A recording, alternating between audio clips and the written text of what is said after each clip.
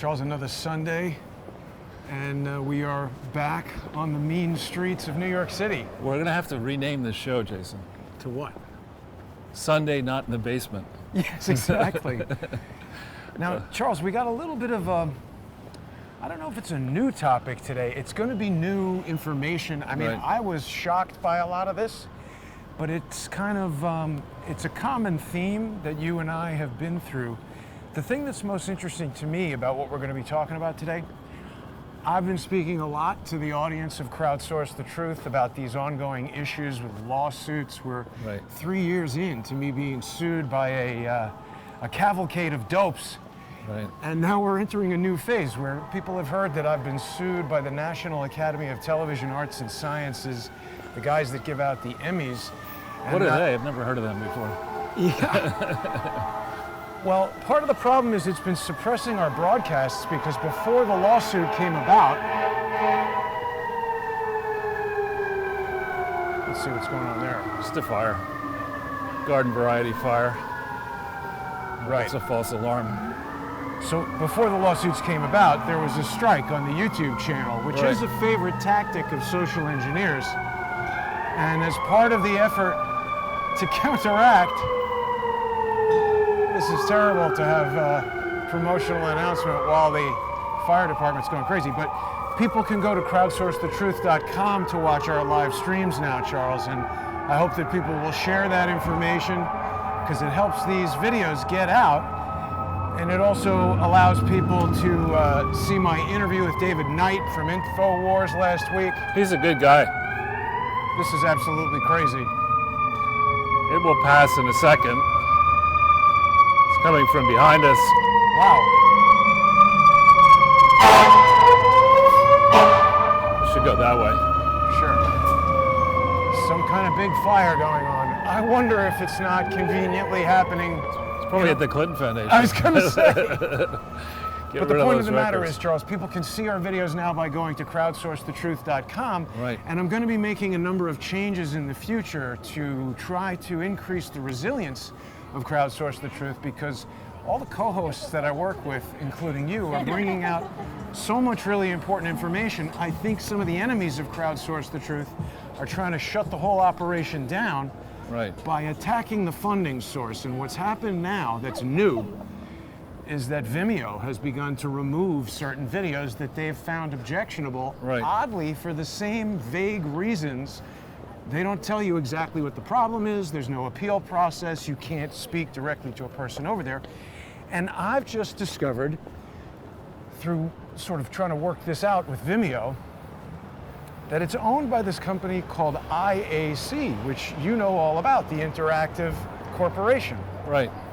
Well, so what do we know about that? Well, it's interesting. We're going to be spending most of this walk talking about it and indeed showing. We're going to end up, I think, near some real estate that's pretty important to the whole topic. So there's a very famous man called Barry Diller who I don't know that I think he could be a rags to riches story. It says in Wikipedia that he began his career in 1964 at the William Morris Agency, quote, through family connections, whatever that means. Now that could mean that he has entertainment industry connections, and there is, of course, I mean, there are various, Diller's a common name, so who knows who he's related to. But anyway, he got his start there, was very successful in and around Hollywood and entertainment, and actually launched the Fox broadcast channel in 1986. Right. And had a falling out, I guess, with Rupert Murdoch. Careful.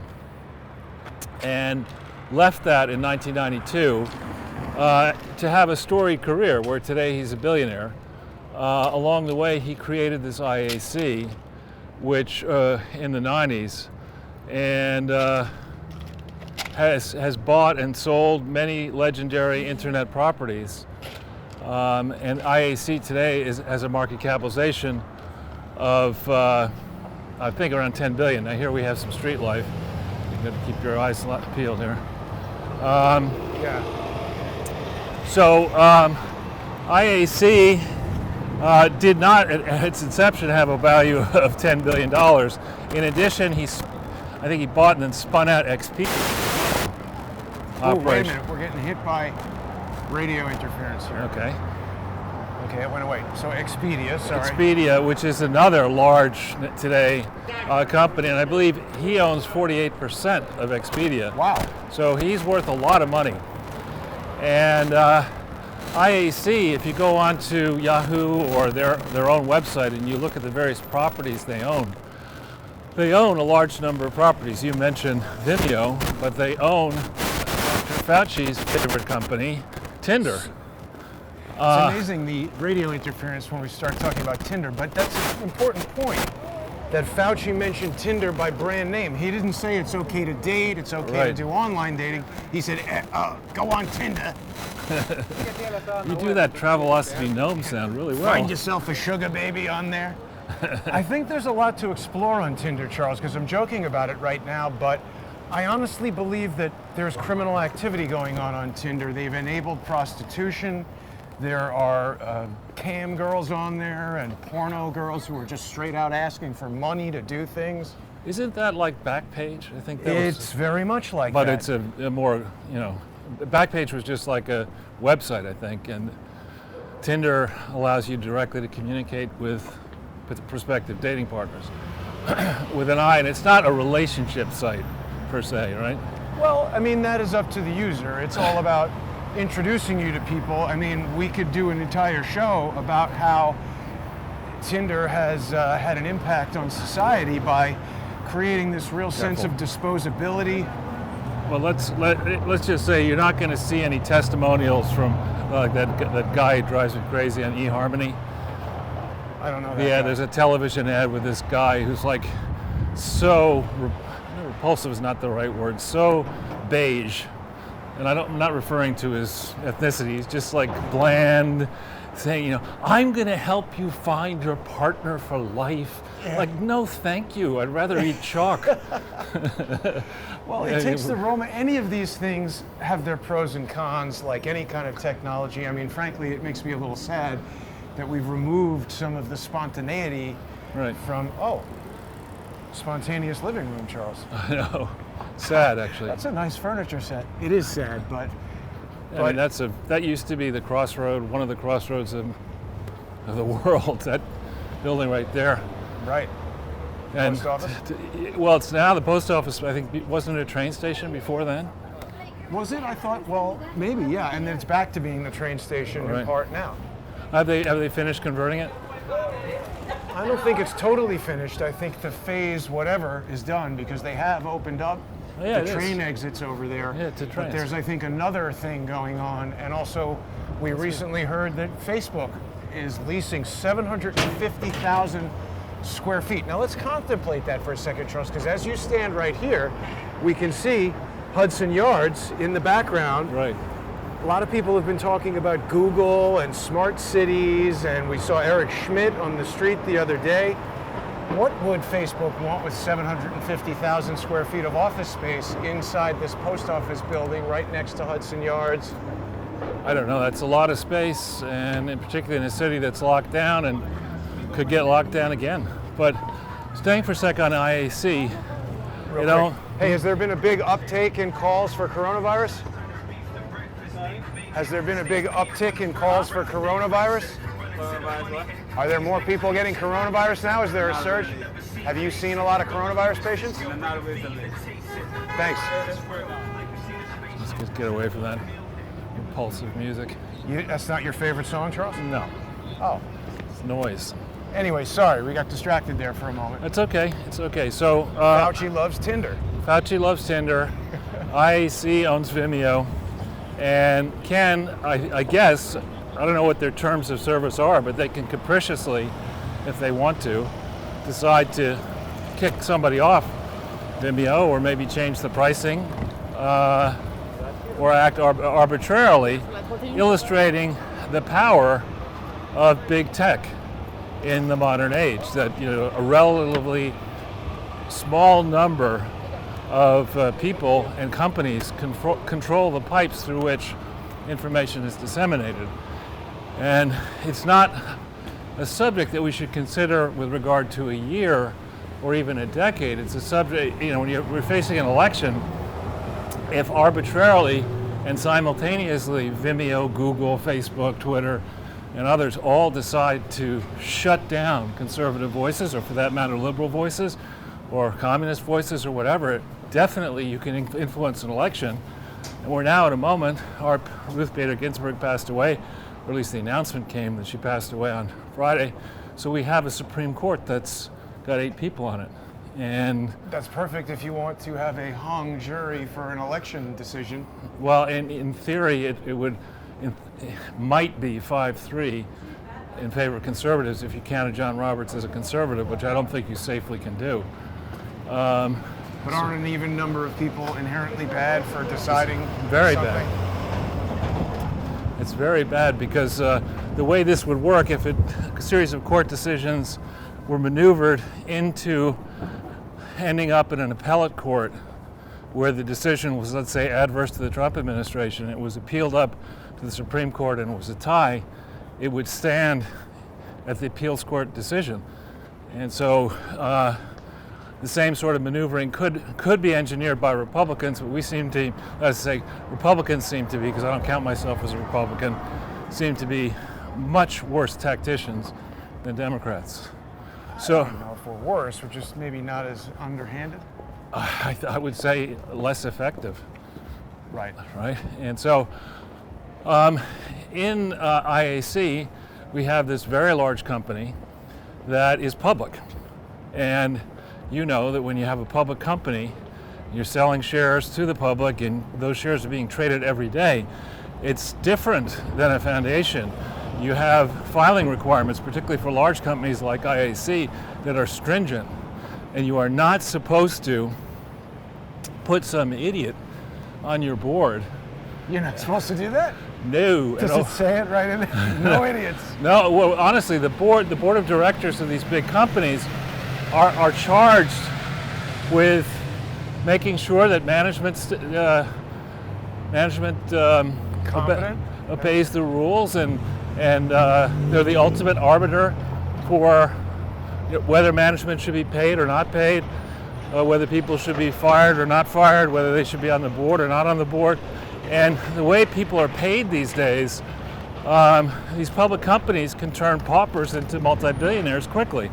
So in 2011, according to multiple press releases and accounts and issuances of IAC itself, IAC decided that it was a genius maneuver to put Chelsea Clinton on its board.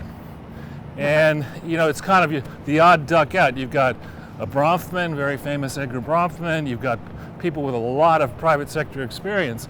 And in what's called a proxy statement, you have to explain, the company has to explain, and the lawyers should be checking what are the qualifications of each director. So you want to make sure you get that right. And then as oversight rules have gotten more stringent following the financial crisis and for other reasons,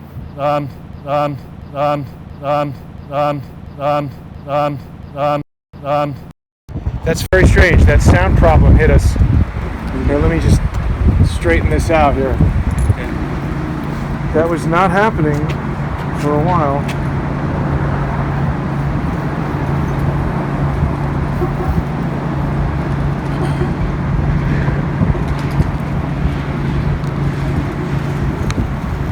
Bring it back. Give me just a second here. Peloton. Check 1, 2. Okay, we're back. So what you didn't used to have to do this in proxy statements, say 20 years ago, but recently what you have to do is you have to explain not only the particular qualifications of a director, but you have to explain why you selected the person to be a director, what that person will bring as a contribution to the dialogue at the board of directors. So it's very important that you tell the truth. Now, It's always important to tell the truth. well, in this particular respect. And so the first description of Chelsea Clinton is gross and materially misleading and false. It claims, for example, that she joined the board of something called the Clinton Foundation in September of 2011. I think I've heard of it. Yeah, well, the Clinton Foundation doesn't exist in New York. And to exist in New York, you would have to have articles of incorporation, you would have to have bylaws, you would have to have filed, registered before you solicited in New York, if you did solicit in New York. You would have to disclose truthfully not only the attributes of your entity, but any defects, if it had been paid fines or been involved in administrative proceedings, if key employees, unpaid ones like Bill, had been forced to surrender law licenses in Arkansas and at the Supreme Court for lying under oath and obstructing justice, you have to disclose that. What about just accusations of sexual assault? Does that have to be No. disclosed? Only actual? No, but if you're involved in a proceeding. And the Clinton Foundation in New York, there's special rules that are very different. Now, of course, here the carpetbagging Clintons were used to, I think, Arkansas, which has very lenient reporting requirements for everything, and especially including foundations. So in Arkansas, if you want to use a name, let's let this guy pass us. His Which cart guy? is just well, this guy here let's cross. is making a lot of noise with the cart, delivering Amazon stuff or whatever he's got. He's going that way now. Yeah, all right. So if you want to use what's called a doing business as name, so it's not your real name, Right. but you want to call yourself the Clinton Foundation, you can, in Arkansas, you just fill out a form. Nobody really checks it, as far as I can tell. Right. And the form actually has specific requirements on it, and most likely there are regulations that amplify those requirements. They include what is the real name, legal name, and address of the entity that wants the doing business as name, what is its purpose, its lawful purpose, and what is the purpose that you're going to use, or what purpose will you use the doing business as name for. Okay, so none of that was ever done properly by the Clinton Foundation at any time. And the rub here is that when you file for a doing business as name in a state, all that means is that you can use that name in the state. If you want to use a name in New York, it doesn't help that you've got the doing business as name in Arkansas. In New York, laws are much stricter. Not only do you have to file in advance to get the name, but you have to file in every county in New York where you want to use the name. But this is for The Clinton- nonprofits or for any anything. corporation? The Clinton Foundation has never filed, as far as I can tell, in checking with the Secretary of State, to use the real name of the Clinton Foundation. I would submit today is the William J. Clinton Presidential Foundation. No other amendment is lawful. So they've never filed, as far as I can tell, to use any fictitious name or doing business as name in New York. And certainly by September 26th or 27th, 2011, when IAC announced that Chelsea Clinton would join its board, the thing was a disaster, the Clinton Foundation.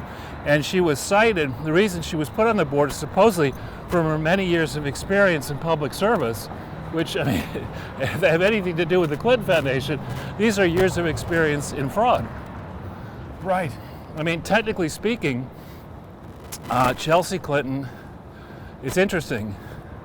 I warned the Clinton Foundation publicly in 2015, several days after Hillary Clinton announced on April 12, 2015, on the 20th of April, I warned the Clinton Foundation publicly and repeatedly thereafter that they damn well better refile a lot of forms around the world, and they didn't do it.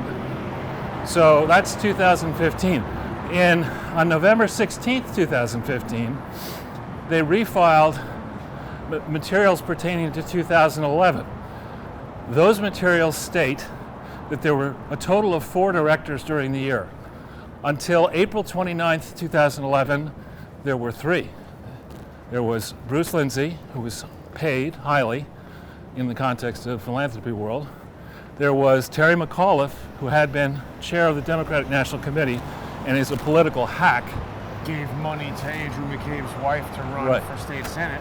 And Skip Rutherford, another political hack, who had spent his entire career as a booster really for Little Rock. He was on Bill's 2000 1992 campaign.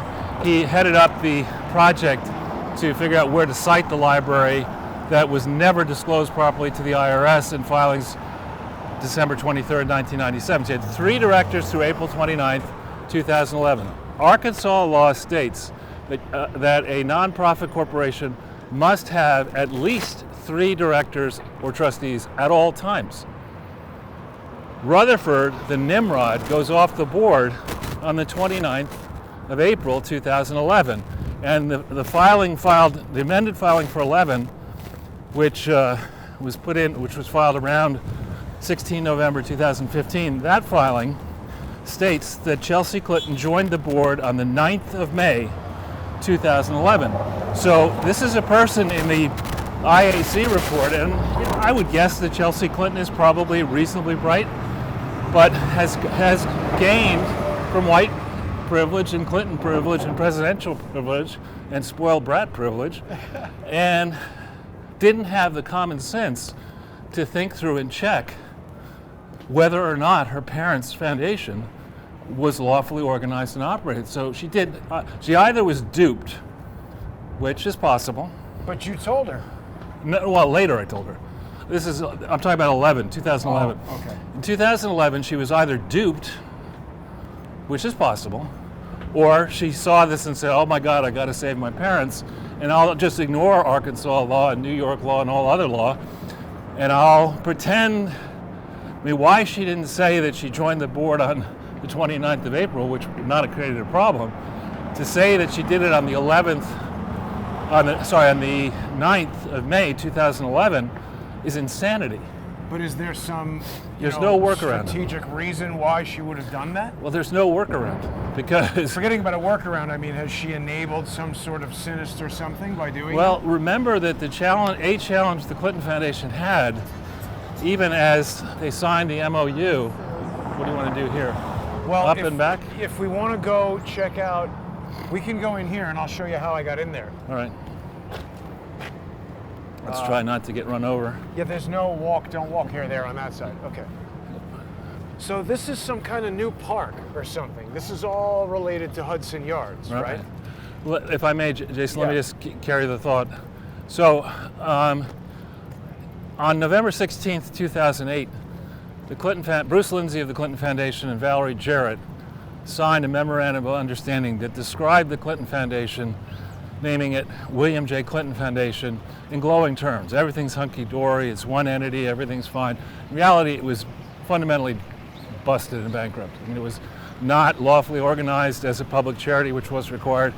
There ensued, after the MOU was signed and after the inauguration, furious attempts to restructure the Clinton Foundation. So those attempts began by September 4th, 2009, when they created an entity called Clinton Global Initiative, Inc. All they did was incorporate it. They didn't have bylaws until August of the next year. Sorry, it's back that way. All right.